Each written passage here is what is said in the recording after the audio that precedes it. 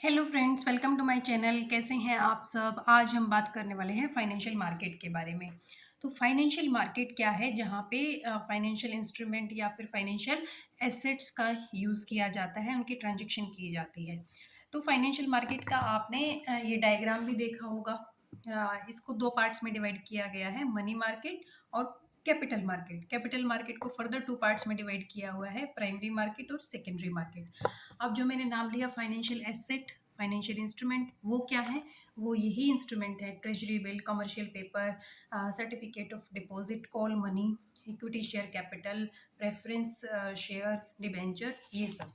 तो इनको हम वन बाय वन डिस्कस करेंगे।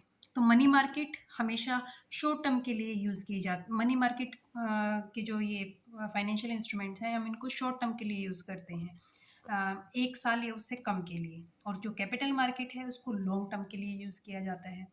तो अब ट्रेजरी बिल क्या है? ट्रेजरी बिल आरबीआई के द्वारा गवर्नमेंट के बिहाफ पे इशू किए जाते हैं, बड़ी-बड़ी फाइनेंशियल इंस्ट्रूमेंट्स को, इंस्टीट्यूशंस को, बिज़नेसेस को, ठीक है? तो ये जनरली 14 दिन, 91 दिन, 182 या 364 दिन के लिए इशू किए जाते हैं। और इनको ज़ीरो कूपन बॉन्ड भी बोलते हैं, क्योंकि इनके ऊपर स्पेसिफिक रेट ऑफ इंटरेस्ट नहीं होता। ये डिस्काउंट पे इशू किए जाते हैं।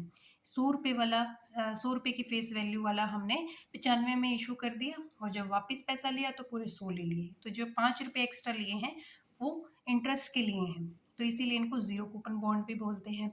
और मिनिमम वैल्यू इनकी 25,000 रहती है, उसी के मल्टीपल्स में इनको इशू किया जाता है। नेक्स्ट है कमर्शियल पेपर।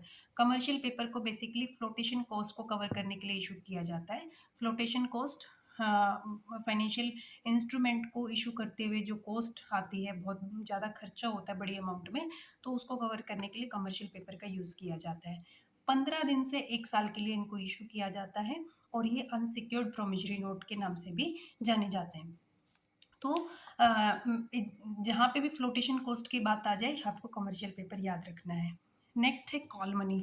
अब कॉल मनी के नाम से पता चल रहा है कि इंस्टेंटली पैसा चाहिए।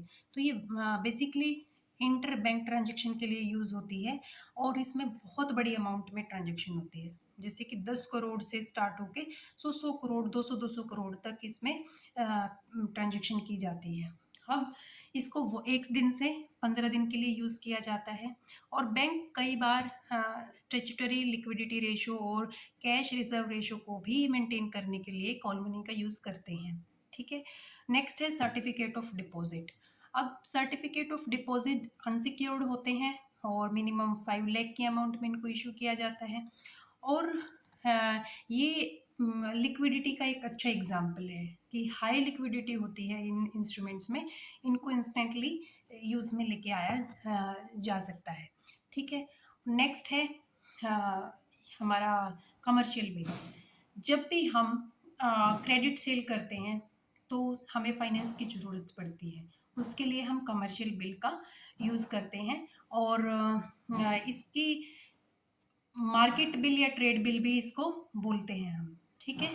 तो कमर्शियल बिल को आप याद रखेंगे क्रेडिट सेल के रिगार्डिंग, ठीक है? नेक्स्ट है कैपिटल मार्केट। जब हमें पैसा लंबे टाइम के लिए चाहिए होता है, 1 साल या उससे ज़्यादा के लिए, तो हम कैपिटल मार्केट से फाइनेंशियल इंस्ट्रूमेंट को इश्यू करवाते हैं। तो प्राइमरी मार्केट और सेकेंडरी मार्केट में अब क्या डिफरेंस है? प्राइमरी मार्केट वो मार्केट है जहाँ पे हम नए इंस्ट्रूमेंट्स को इशू करते हैं। जब भी हम पहली बार अपने शेयर्स को इशू करते हैं, इनिशियल पब्लिक ऑफर भी हम इसको बोलते हैं, तो वो प्राइमरी मार्केट होती है। यहाँ पे पुराने शेयर्स को कभी भी इशू नहीं किया जाता। नए इशू, न्यू इश्यूज के लिए जानते हैं प्राइमरी मार्केट को। होते यही हैं financial instrument, but first time जब उनको इशू किया जाता है तो वो प्राइमरी मार्केट में आ जाते हैं। सेकेंडरी मार्केट, सेकेंडरी मार्केट में हम पुराने शेयर्स का भी लेन देन करते हैं, ठीक है? तो करेंगे इन्हीं का, equity share, preference share, debenture, और ऐसे ही कुछ और इंस्ट्रूमेंट्स का, बट लॉन्ग टर्म के लिए, मतलब 5 साल, 6 साल, 3 साल के लिए।